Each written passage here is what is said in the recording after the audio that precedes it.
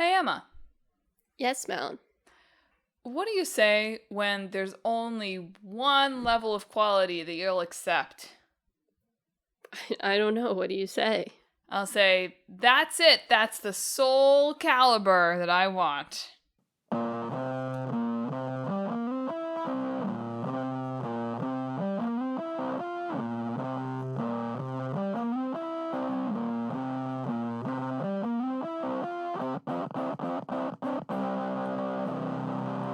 Hello and welcome to Talk This. It's dangerous to podcast alone. I'm your I can move in 8 whole directions host, Madelyn.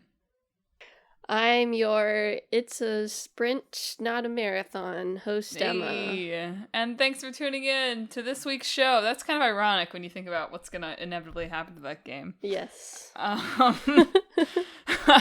This week, we're talking about Soulcalibur and Marathon.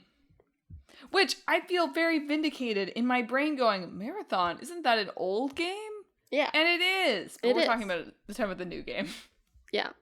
But we're talking about the new one. Yeah. Yeah. Technically related to the old one. Yeah, but technically. Not really. They do a lot of talking in the interviews about oh, the AI, and it was so important to have him around. But okay.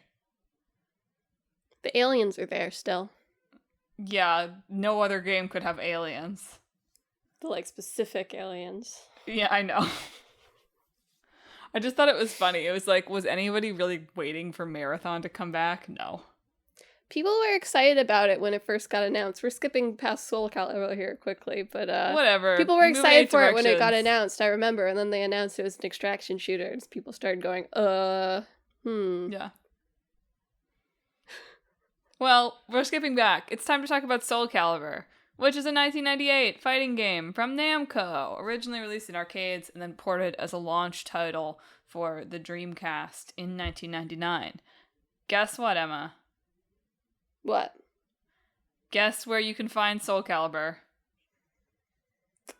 I don't know. On the Wikipedia Greatest Games of All Time list. I wasn't even thinking in that direction. You were at pizza parlor? Yeah. No, that makes sense. Yeah, Soulcalibur basically unanimously determined the best game on the Dreamcast, maybe one of the best of the wide variety of games on the Dreamcast. Sure. Of course. But maybe one of the best fighting games of all time. Yeah. Technically the second game in the series. The first one was called Soul Edge or Soul Blade, depending on what region you were in. Yep. But Soulcalibur was definitely... Now, not that, Soul Edge did bad or was disliked or anything, but Soulcalibur was much more successful, and therefore that has been the name of the series since then. It's a better name. Yeah. I wonder if the initial plan was they were just going to keep the Soul tag and, put stuff after it. Yeah. But apparently they're nah, this is too good. It was too successful, and frankly, it's too much of a heater of a title. You weren't going to do better than Soulcalibur. Yeah, it's true. Which is inspired, it's the name of the, good sword. So Soul Edge is kind of the evil sword. Yeah. In the universe. And Soulcalibur is the good sword that can defeat Soul Edge. But it's a tale of souls and swords. Which is really, ultimately, all video games should ever and have ever needed to be. True. But yes, a portmanteau of Soul and Excalibur, the Arthurian sword. So Soulcalibur is, still semi-unique in terms of fighting games for being a very weapons-focused fighting game.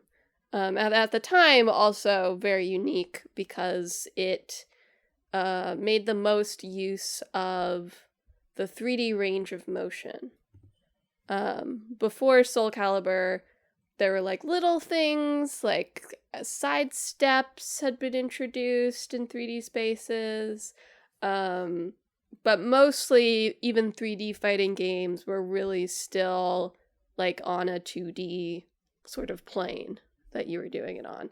And Soulcalibur is very much allowing you to sort of move through the arena and make use of the environment to the point where, like, Ring Out was not, like, a totally new thing, but it was much more emphasized in Soulcalibur that you could just get your opponent outside the arena, and that would also count as a win. So navigation was also quite important, even beyond, like, doing cool combos or whatever. Yeah, it was really 3D. Yeah. And again, how far we have come in games moment. In every review I read and every retrospective was like the fact that you could move in all 8 cardinal directions. Yeah. Like, changed the game. I also think I read it was one of the first games to really make use of, like, full motion capture. Yeah, something like that. Some specific type of it, anyway. Yeah.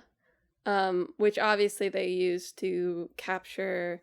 Every character has sort of a unique fighting style based around whatever weapon that they use. You know, in the beginning, these were quite pulled from existing weapons to some extent. They've added more outlandish characters over time. And also pitched a bunch of outlandish characters. It was fun. I read, like, a 1998 interview from, like, the art book where they included a bunch of sketches of characters that were not actually added because they just let themselves think, like, what would be a fun weapon without, at the beginning, thinking, like, what the programmers would do about it. Yeah. Sometimes I wish I could have been alive to experience what it felt like for games graphics to really take radical steps forward. Yeah. Like, Soulcalibur, widely hailed as just absolutely beautiful in its sort of rendering and realism. And obviously it doesn't look that way now.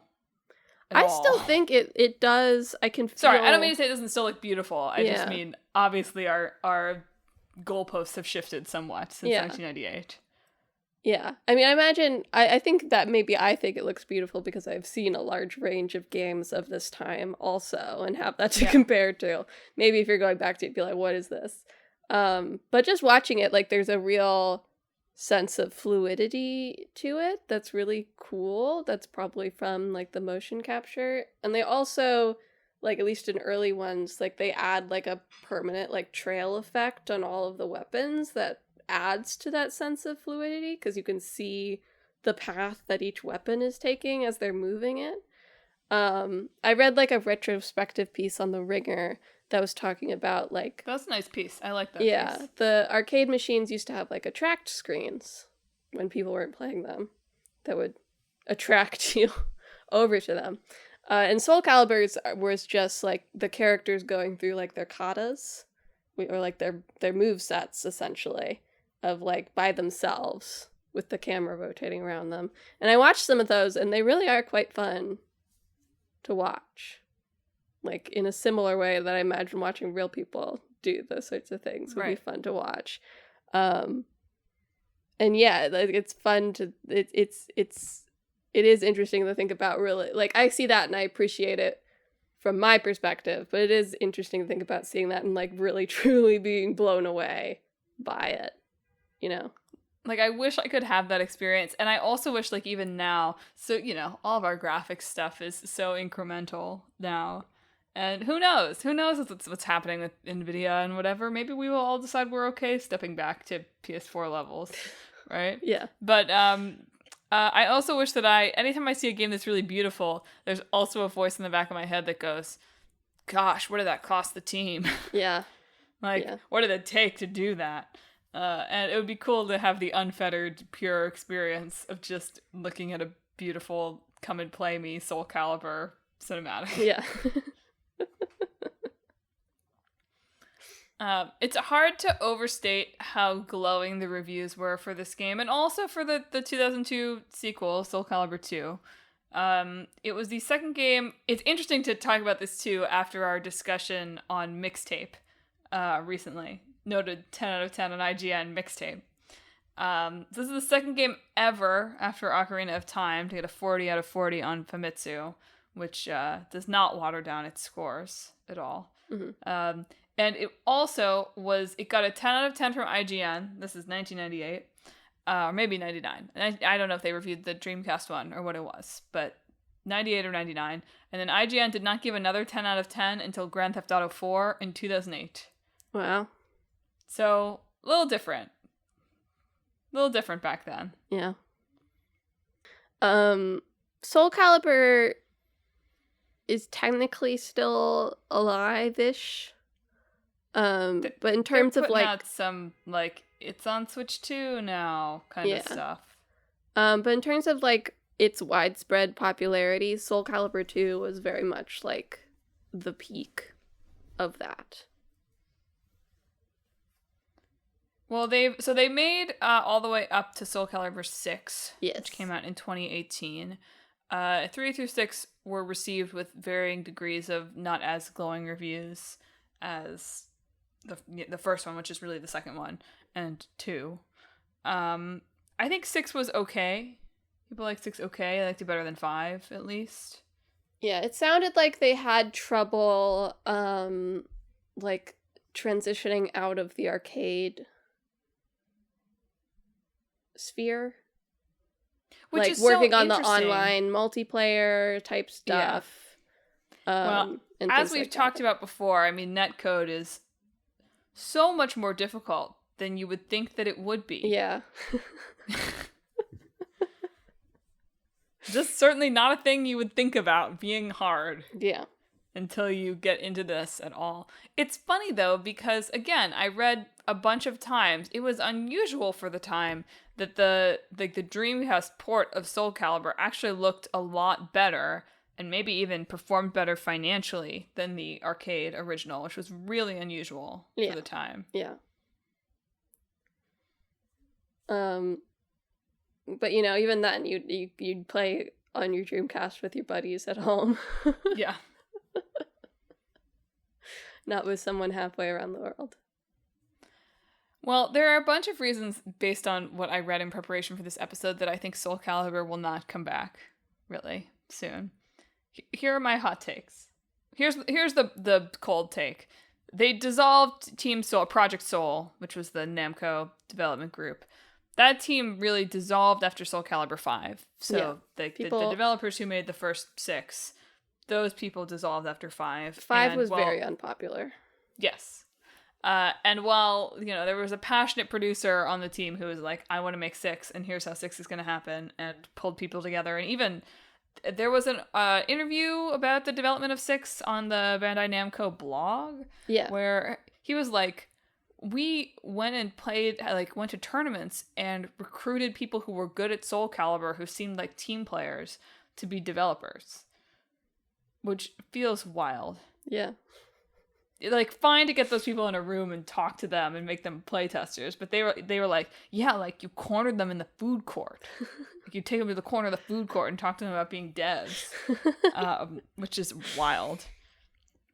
I mean, something I do think about, this is a little off topic, something I do think about is, like, a lot of the people making, like, early popular video games were not, like, video game developers. Right. You know? Yeah. Which is so weird to think about. But there's too much of a barrier to entry now. Yeah. I mean, the Soulcalibur team always was, it was never, you know, like 2 people or anything like that. But to make a game now, you have to have such a level of technical expertise, and you also, or you have to know how to manage a group of 100 people. If you're working at one of these, like, bigger studios, they're making a game of any size. And that's, like, hard to imagine anyone but a very unique person being able to jump in and just do. Yeah.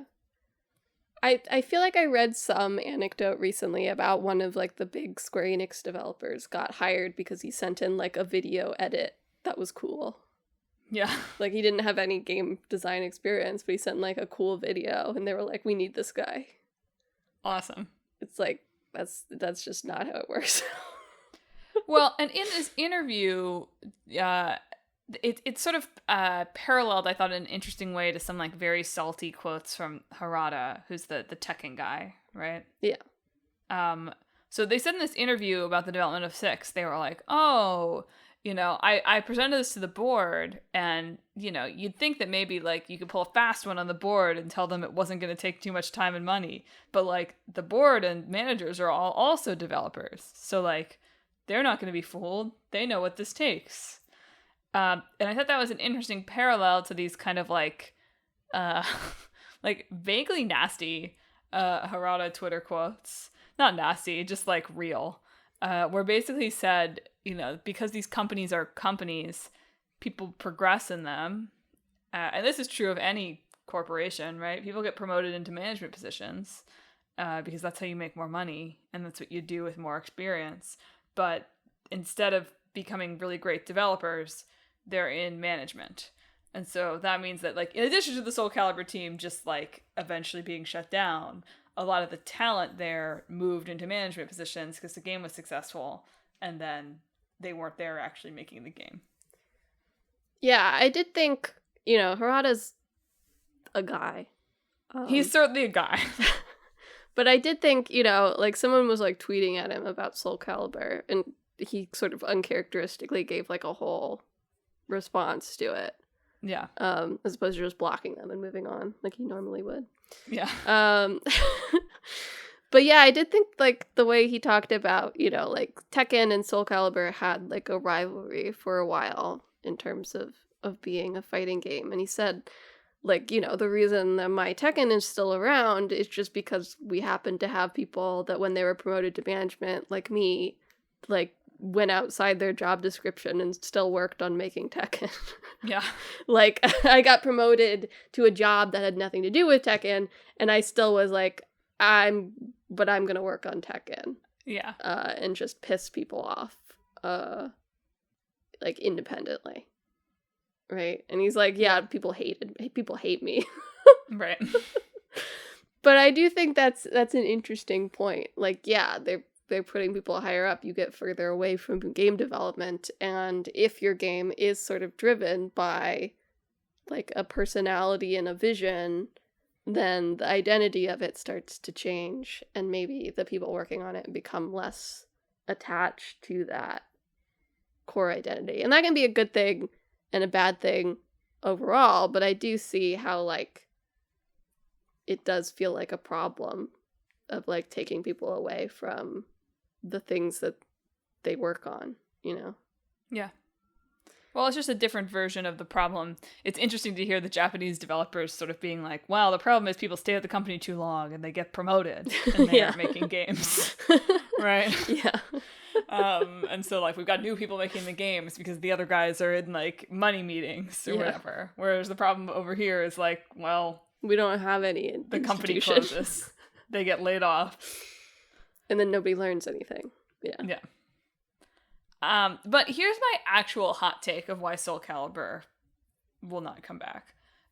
Which is that I think that the fighting game market has moved in a direction that is not the style of Soulcalibur play. And that's, like, I'll also quote from this Ringer retrospective here, where they say, arguably the most important feature of the game is what has commonly been referred to as forgiving buffering, which allows players to string together button combinations without being beholden to the precise timing of input, lessen the tension for experienced gamers, but more crucially, it gave casual button mashers the feeling of control in spite of themselves. And I think that right now, here in the year 2026, fighting games are a huge market, but they are also a somewhat niche market. We've talked about this on the show before, that there are, like, die-hard fighting game people, and obviously fighting game esports are a huge market, a huge thing. And all of that, and also the obsession with, like, rollback netcode and whatever, like, frame-perfect inputs and all of that, is a style of fighting game that is sort of anathema to the Soulcalibur, which kind of makes sense if you think of it as, like, an arcade game.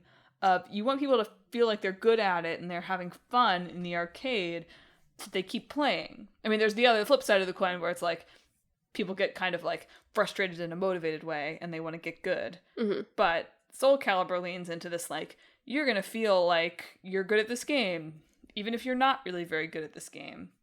And that, to me, based on what I know, was not really much of a fighting game player, but what I know about what people care about fighting games, does not really feel like where that market is. I can see that. There are so many ways to play casual games with friends, and stay tuned for my hot take where they should have marketed Marathon as friendslop. But like, we don't need something like a Soulcalibur to get together and fight with our, like, this is not the kind of game that people play with their buddies. Yeah, we have Smash around the Bros. Dreamcast Now, right? anymore.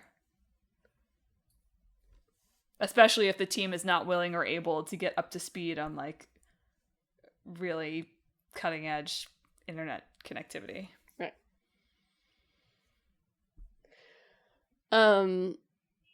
I mean, there is. So that's my hot take. Why would they ever bring there this always back? and always has been a competitive scene for Soulcalibur still, right? It just has a higher, I think it has a higher or a lower floor to entry than a lot of fighting games. Yeah.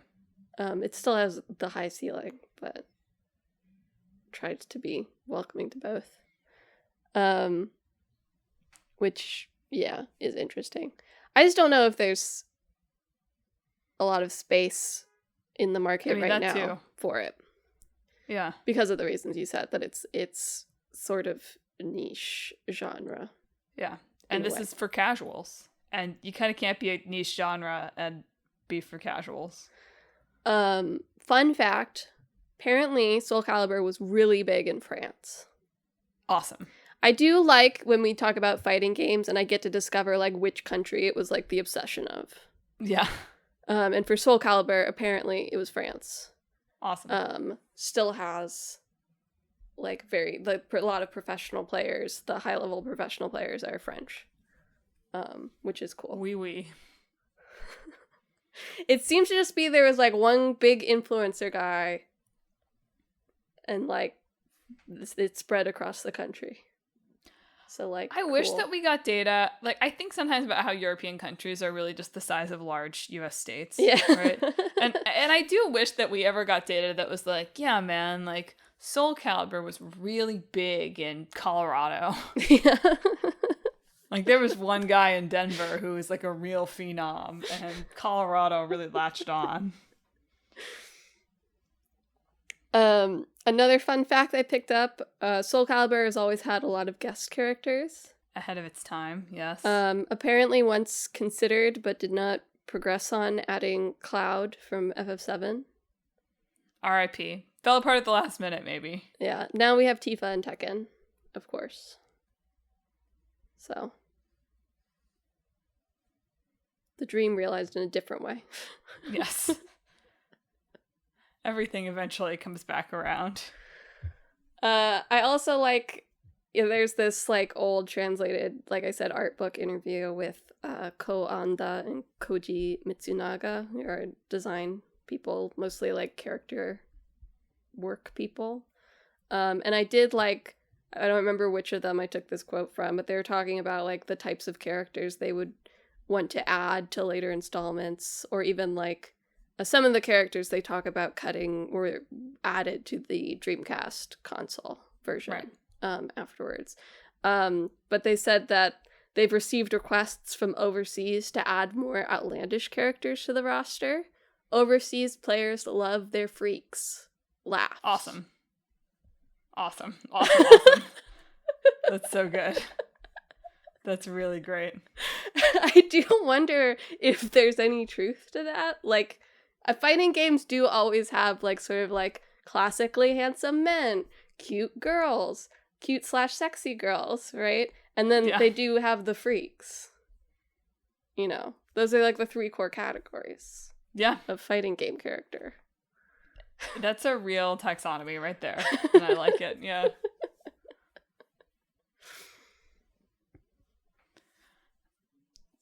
Well, are we ready to take a real jump forward in time here? I will also say I am quite fond of the really over-the-top, like, cheesy fantasy narrator that Soulcalibur has. Oh, yes. the wind wishing past his blade type stuff. Like, it's great. Yeah. Welcome back to the stage of history. When you go It to is like set the... in 1583 or whatever, so it's good. All right, we can move on to Marathon now. So Marathon, in addition to being a approximate contemporary with Soulcalibur, actually, what we're talking about is the March 2026 first-person shooter or extraction multiplayer online shooter from Bungie. Just kidding. From Bungie. I stand by that Bungie would be better. Sure. This game would have sold 50% more copies if it was Bungie. Distributed by Sony, but released for PlayStation 5, Windows, and Xbox Series X and S. It was originally slated to come out in like June 2025 or something like that, sometime in 2025. And for a while had an indefinite delay, which is always a good sign, before it did finally come out for real this March. Yeah, it hit some problems, various types of problems during development. Yes. But the previous Marathon games were single-player games. Yeah, it's a trilogy. FPS is still also developed by Bungie. Kind of a proto-Halo, sort of. Yeah. And this is not a single-player game. You can play it alone. Like, you don't have to be on a team. Yes. But there are always... Yes. There are always players. Other human beings. They've added, like... I think Season 2 added, like, some slightly more, like, player versus enemy modes. But the core of it is I think still... you mean player versus environment, Emma. Whatever. PvE. Both E's.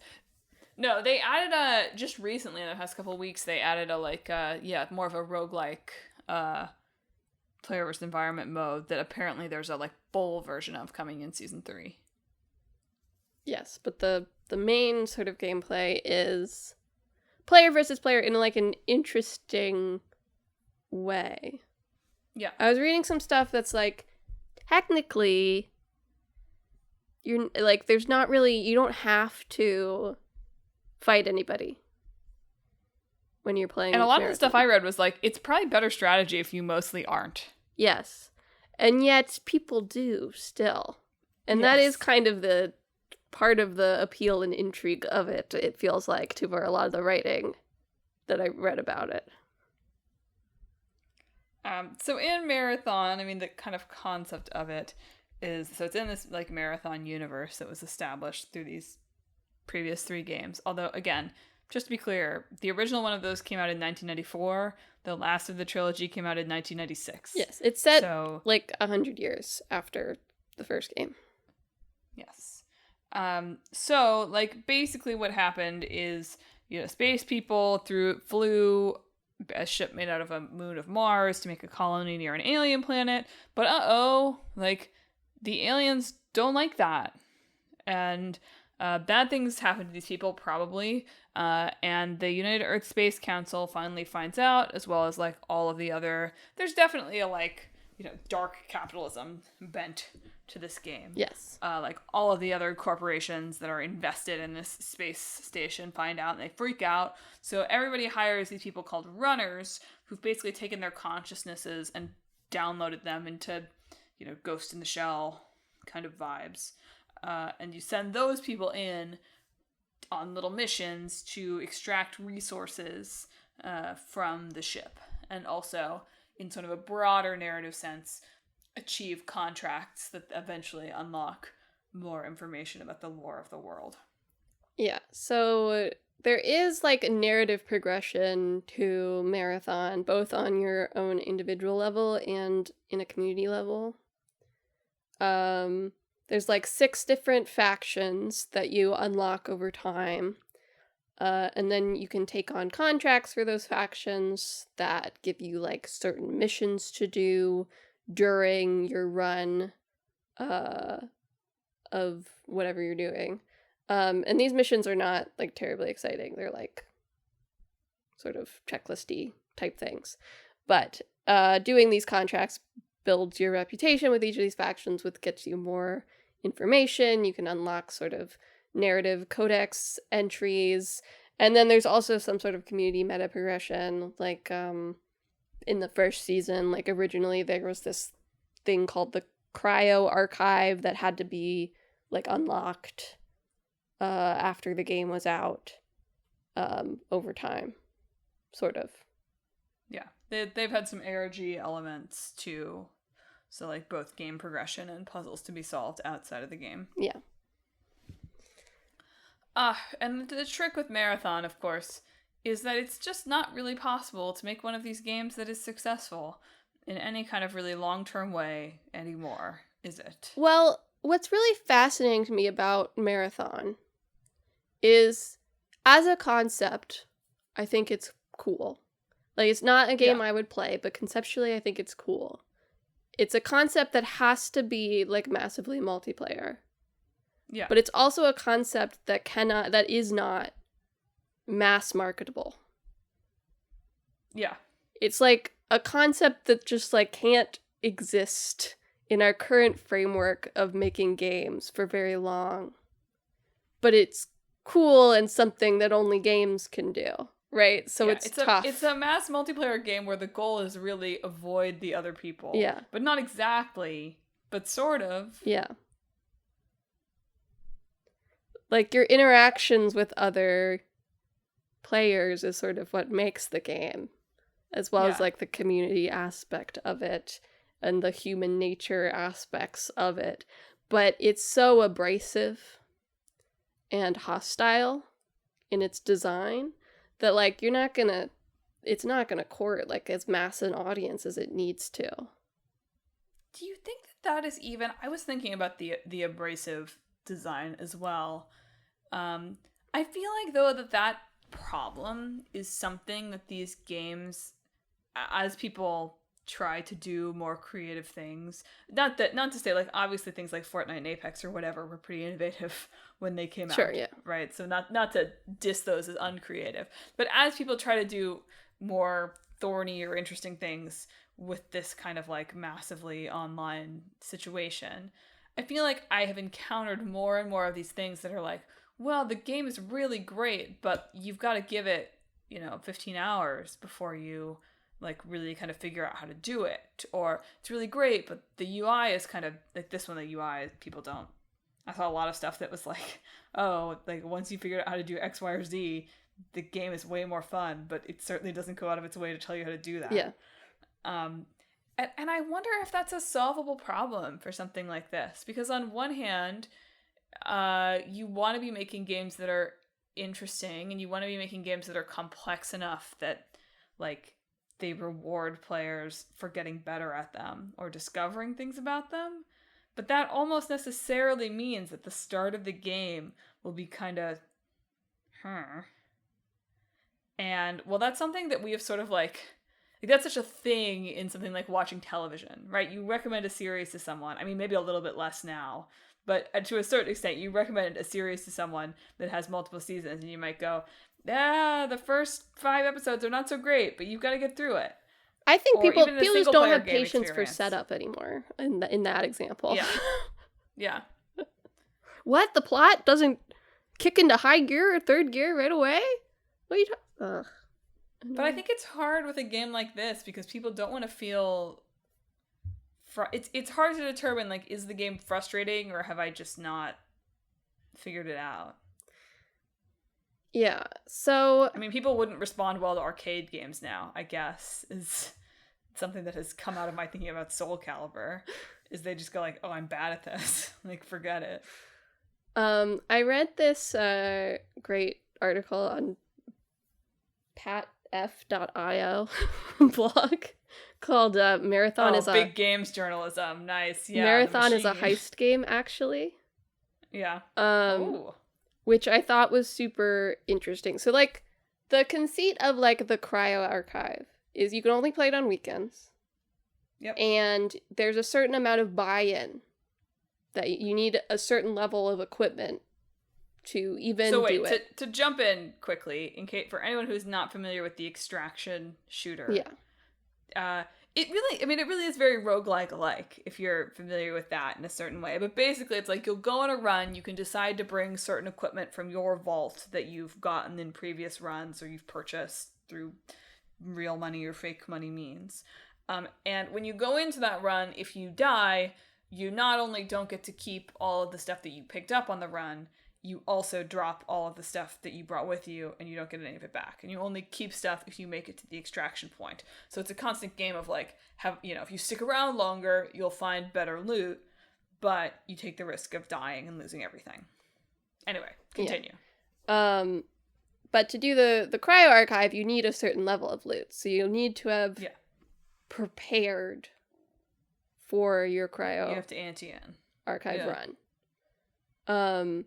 And so this blog compares it to like a heist narrative, right? Like how much time do heist movies spend establishing all the setup and the plan and the possible pitfalls, right? And so the drama is in the execution, but because they've already done all this like planning, right? And you see how it goes right or it goes wrong. And so more than like it's just experiencing a heist narrative, like planning in Marathon is like you are the heist maker, right? You and your buddies set up during the week and then you discuss your plan and then you go in and maybe it goes well or maybe things all go wrong and maybe you have to have a dramatic betrayal at the end as one of you exfils from the level, leaving your teammate behind, right? Like, it's specifically about, sort of creating that narrative for yourself. But that does, as this blog says, it forces real stakes on its players in the form of their most precious commodity, their own time. So you get the joy of all of your planning paying off, or the, like, absolute devastation of all the time you spent and you got stuck in a room with lasers that you can't turn off and somebody murders you. Right? And then you can't go back in, you have to prepare again. The comparison to the heist movie genre is interesting because, of course, in a heist movie, we know that, like, even if the heist doesn't, like, work out, we know that we are, like, narratively held, right? Yeah, like, but that's why it's you doing the heist, not like you playing someone doing the heist. Well, I know, but I think that that's in some ways a hard thing to market because in a heist movie, that's the problem, right? Is that like most of the time it's going to end in like extreme disappointment. I mean, you describing that, I was like, well, how would we get someone to buy into a video game like this, like it's sports, right? Mm-hmm. Because that's what came to mind to me as you were discussing this. And I was thinking about, but in a heist movie, it pretty much always ends like the plan goes awry, but it works. Or the plan goes awry and it doesn't work, but something narratively lands. And of course, that's not really how it goes in Marathon. It's most of the time, you fail probably because that's a hard level. And that's rough. And that's like what sports are. You spend a lot of time invested in a sports team, and most of the time at the end, they fail. Sure, yeah. So said by someone who lives in New York City, I guess. Well, yeah, Nixon 5, maybe. Really so said by someone who has been a DC sports fan. That's true. I'll come back to my hot take here. If they had told everyone this is friendslop. But it's really not. But it kind of is. I mean, the way it's best is if you're doing it with some buddies. Yeah. But buddies that you can survive, like, betraying. Yeah. Just saying, I should have said, this is a friendslop roguelike set in capitalist space, and it would have gone crazy. Yeah. I don't know. Because that's what it is.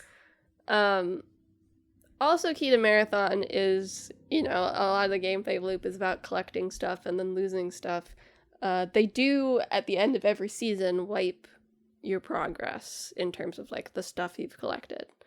People hate this. Your meta progress stays. You still have access to all the factions. You still have access to all the narrative that you've unlocked. but you do have to start over in terms of collecting stuff. Which they've said is a way so that people can jump on whenever, and there aren't just people like eons ahead of them. Stuff. Right. LOL, as if this will last a decade. But yeah, I exactly. think, like, for looking from the outside looking in, I'm like, yeah, that's how you have to do it. Right. Yeah. And also it's core players. it's thematically appropriate with what the design of the game is anyway. True. But yeah, people inherently don't like their stuff being taken away. Yeah. Unfortunately, this game is going to kill Bungie. I mean, Bungie was going to die anyway. Bungie is dying. Unfortunately, this game has put the real nail in the coffin. Bungie has had mass layoffs. Yes. Within the last couple of weeks. Again? Or was that previous? I know that there were layoffs related to this game not going I mean, they ended Destiny 2 and then had layoffs. Okay, so yeah, same layoffs. So yeah, Bungie's other big game, and I think it's interesting that they are bringing PvE modes to this game right as they end Destiny 2. Makes sense. But the Steam numbers are not strong. And we're obsessed with Steam numbers. Yep. We are. I did also read that there was a whole bullet points issue on Marathon.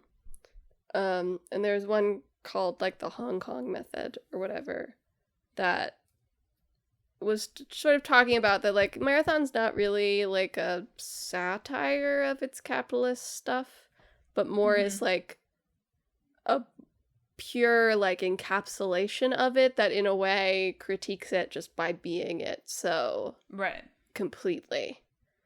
They were talking about it in relation to kind of like Kalshi and Polymarket, like rather than framing it like a heist thing, like framing it like a gamble, like today is the day you're gonna hit big, right?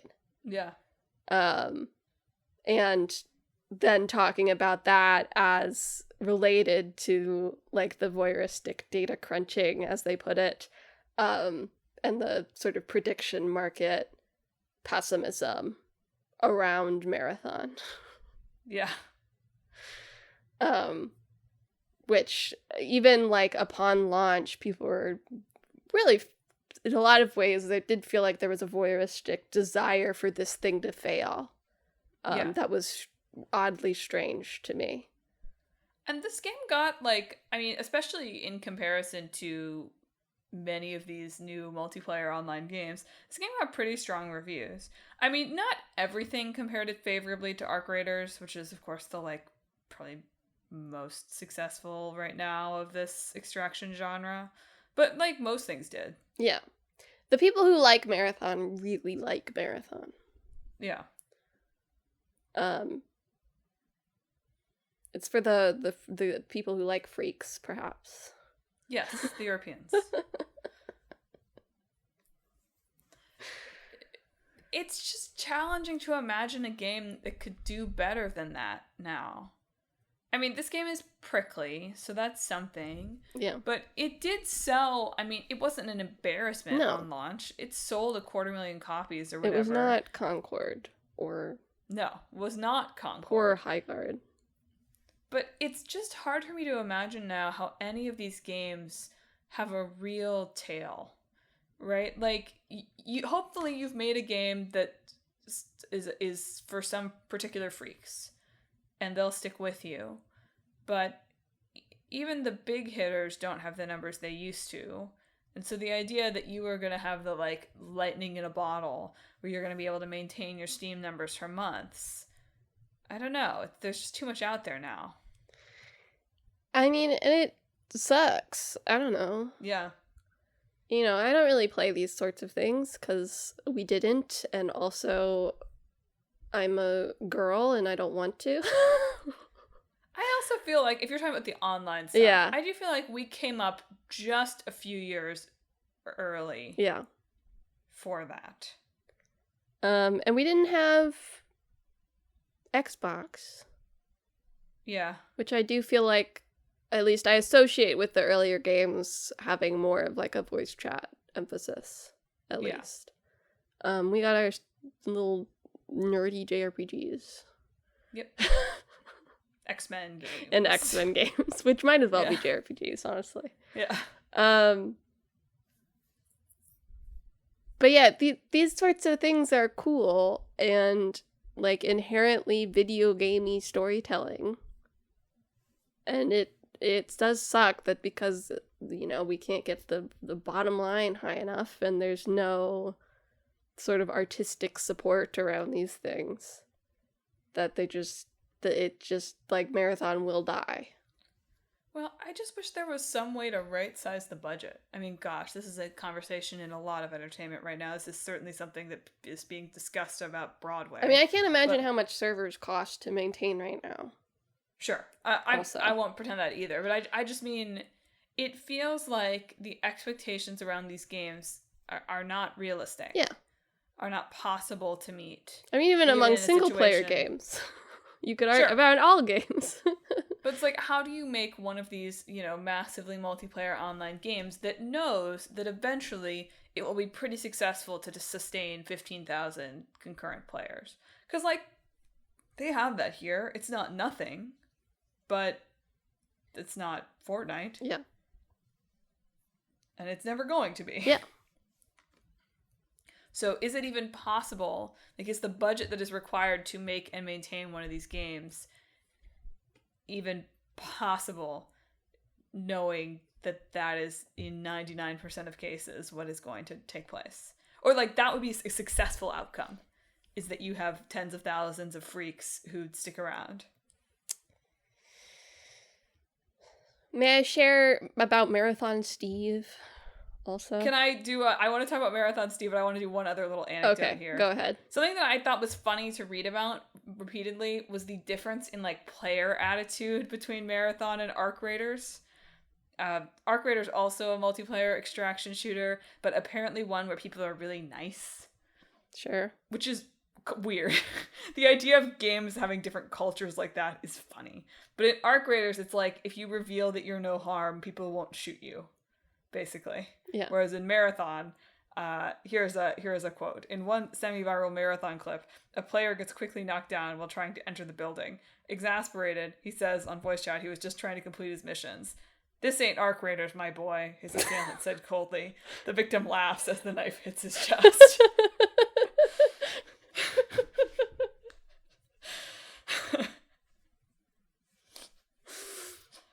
Yeah.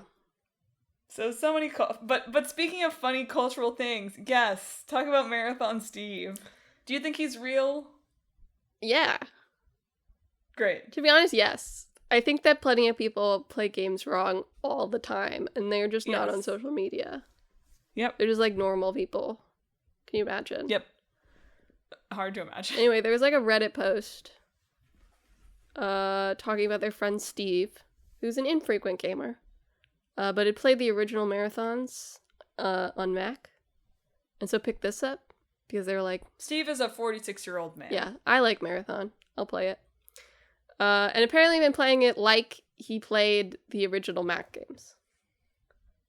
So things we talked through once we partied up and I discovered something was amiss. Steve thought the point of the game was to kill as many robots as possible, like the old Mac games. That's it. He had never extracted, at least to his knowledge. Steve had not completed a single quest, completed/claimed rewards. Steve had not claimed a single faction agent reward package. Steve had not done any introducing quests to unlock other factions. Steve had not claimed a single codex entry. Steve wasn't sure he'd ever been killed by another player. Anyway, apparently now Steve does know how to play Marathon and does enjoy it. Yeah. So good for Steve. I read a Kotaku article about this as well, in addition to the original Reddit post. And the writer of that article says that Steve reminded them of a friend who had no idea that you could level up in what they thought was Elder Scrolls Oblivion. He was just playing, like, level up your stats, right? That's a game where it's like you level up and you have to manually add the points. Yeah. So he was just playing and going around collecting stuff and fighting rats and other weak enemies because the big ones were too hard. There was also someone in the comments of that article that said, when I was a Steve child, I played Kingdom Hearts 1 with my little brothers for months without understanding save points. So I just thought it was a cool beach simulator. Yeah. That's the thing, you know? Yeah. Like, I think that all of us are perhaps Marathon Steve about, like, part of a game, at least. Yeah. But it is interesting, like, you know, if you're not a frequent gamer, and Marathon is not very handholdy, right? Like, yeah, maybe you go into it and just play it wrong. And that's... Steve was level 45. So he was doing something right. But that's the beauty of having your friend teach you a video game. Marathon should be an arcade game, is what I'm saying. Like, ultimately, kind of. Marathon ultimately is kind of an arcade game. And on that note, let's mash. One other fun fact, one of the bullet points articles was written by the Citizen Sleeper guy, which I did think was really funny. Yeah. Because the runners are essentially just kind of citizen sleepers. Yeah. Could take place in the same universe. It could. Easily.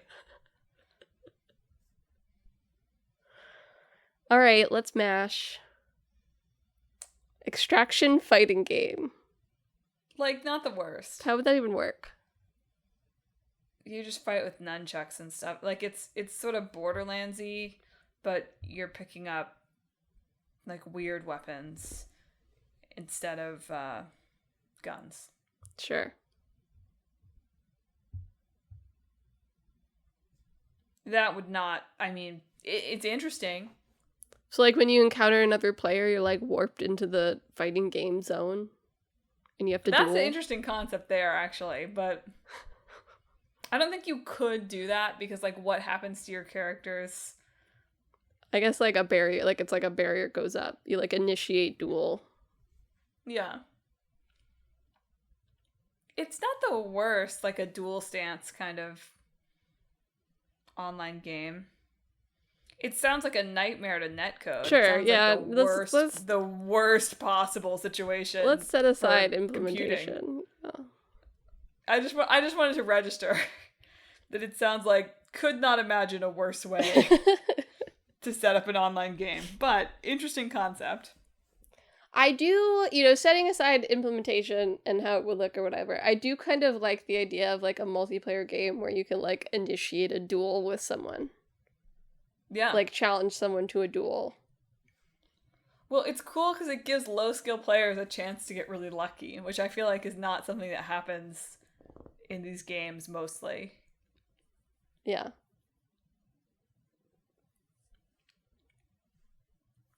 I wouldn't be opposed to that. I'm trying to think of, like, what else. I mean, I guess Soulcalibur with, like, multiple players is really ultimately just, like, Super Smash. Yeah. So forget that. Yeah. Yeah, and, like, I like the idea of both of them having this kind of, like, arcade ethos. And is there anything I can do with that? It's hard with something like a fighting game, because ultimately all games already have fighting in them. Yeah. So it's like, oh, I'm going to put fighting into this game. Already there.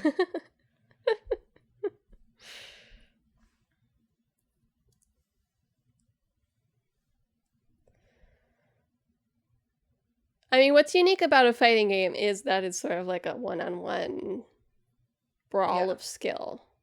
Yeah.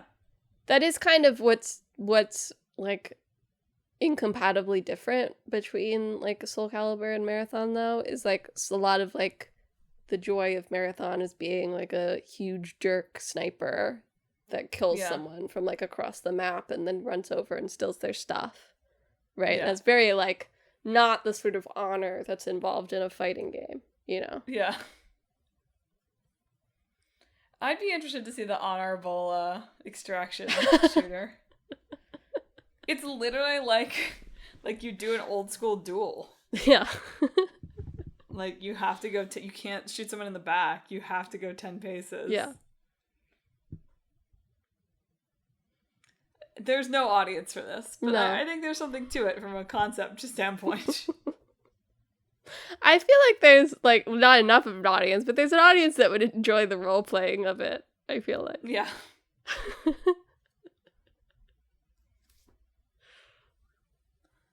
Well, I like have nothing else to offer than that. Soulcalibur, despite being a Wikipedia greatest game of all time, does not have a lot to offer. There's in terms there's of, like... evil swords. Yeah. Evil swords, pretty big part of Soulcalibur. Okay. Evil space swords. Yeah. Red lightsabers. Star Wars. Yeah. There are Star Wars characters in one of the Soulcaliburs. Is there 4? already a massively online Star Wars game? Probably. Extraction. Like Star Wars Extraction lightsaber situation wouldn't be bad. Don't say that. They'll make it. Yeah, and there'd probably be an audience for that because people like Star Wars. That's the only way you could do this stuff is by attaching an IP. Do people like Star Wars? That's kind of the big question. Well, okay, people recognize Star Wars and have fondness for some of the Star Wars video games. How about that? There you go. All right, I'm calling it there. All right. That's enough. I've got nothing. The well is dry. Some sort of beyond the, duel like... system. I do think duel system pretty cool. I agree. Like, even if it was like the Dark Souls type invasion thing, but like Yeah. it was more like, and then you must duel Yeah. Invader Sam or whatever. Great. Well, folks, thanks for tuning in to another episode of Talk This. It's dangerous to podcast alone. What do you think about our cool duel system? Will you be signing up when we finish this game? Do you remember, did you play Soulcalibur? Do you think it belongs on the Wikipedia greatest games of all time list? Do you think that Marathon is ultimately an arcade game, or a heist game, or a roguelike, or friendslop? Place your bets on Kalshi. Just kidding. Place your bets on how long Marathon will last before they shut it down. They have gone all in at Bungie on Marathon now, so maybe it's got a little longer than I would otherwise think. But they've like fired a lot of their like key people now. Yeah, the game director left, although he was already a replacement for a sexual harassing guy. So who knows? Yeah, we didn't even cover like the various scandals. There's like a plagiarism scandal too that was settled, and they're credited in the credits. Yeah. So I'm glad at least that got worked out. We'll make sure to steal some art for our mashup duel game too. And then we'll credit them after we're called out, obviously. Correct. Anyway, thanks for tuning in. Thanks for listening. The most important thing you can do at Talk This is subscribe, but I've gotten thrown off of my little spiel, so I've got to somehow short-circuit my brain back to the beginning. What you should do is follow us on social media if you have thoughts about anything we said this week. We're on Facebook, Instagram, YouTube, and Blue Sky at Talk This Podcast.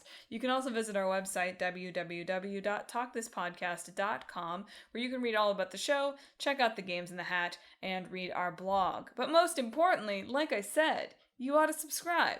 We're on Apple Podcasts, YouTube Podcasts, TuneIn, Spotify, Pandora Podcasts, online and on the app, Overcast, Pocket Casts, wherever you can find podcasts.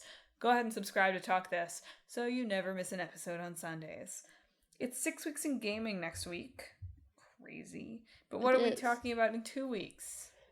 In 2 weeks, for our old game, we're talking about Mark of the Ninja. Cool. And for our new game, we're talking about Pacopia. Oh, you're hyped. I'm hyped. That's perfect timing for the expansion, right? Yeah. Why won't they release a crappy Switch 1 version? I'm sorry. Pissed. Alright, well that's it for this week's show. Look forward to next week and the week after that, and the week after that, and the week after that, and on and on and on and on. Emma, sign us off. This week, I hope that your movement can go in all 8 directions forever.